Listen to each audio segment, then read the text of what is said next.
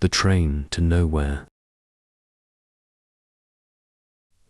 The train departs from the starting station, still somewhat crowded, but the protagonist is lucky enough to get a seat. He relaxes, feeling at ease, and starts to doze off. Nearby, an elderly couple sits chatting casually. "You know, you've had to put up with a lot, haven't you?" "Oh, don't worry about it." He wakes up to find the scenery outside has completely changed. The train is now passing through unfamiliar countryside, with vast fields he doesn't recognize. The train is mostly empty, and at each station, more and more passengers get off, leaving an eerie quiet behind. Wait, where am I? Confused, he looks around but doesn't recognize the stations or the faces of the remaining passengers. The elderly couple continues their quiet conversation. In front of him, a group of high school girls engages in a low conversation. "Now that I think about it, I wish we could have traveled to more places. Yeah, it's kind of disappointing." The protagonist, feeling calm, slowly falls asleep. The train is quiet, but there's something vaguely off about the atmosphere, almost as if the lighting is dimmer than usual. "Yeah, I've been walking a long way already.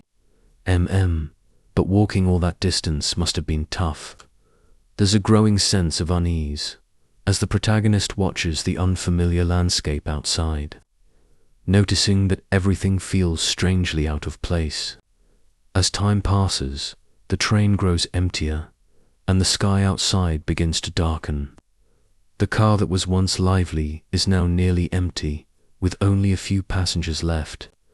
The protagonist, feeling the weight of solitude, thinks to himself, "I need to get to work." He turns to the conductor and asks, "When do we get to M station?"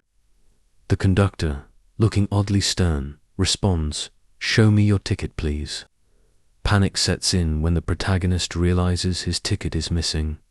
He searches through his bag, but it's nowhere to be found. The conductor, now visibly angry, says sharply, "You can't just board without a ticket. This is a private train. Get off, now."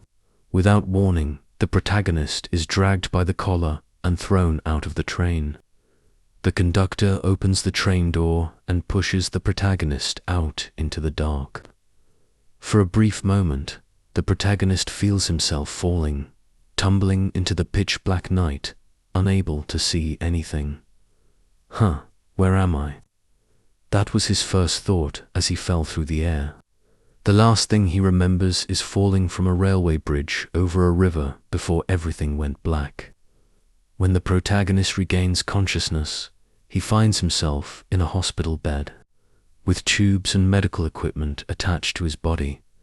The time is around 9 p.m. Wait, what happened?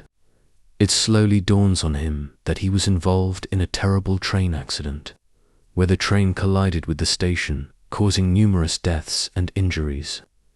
He had been in a coma since the morning and, against all odds, survived. Lying in the quiet hospital room, he reflects on the strange chain of events and wonders why he was the only one who made it out alive.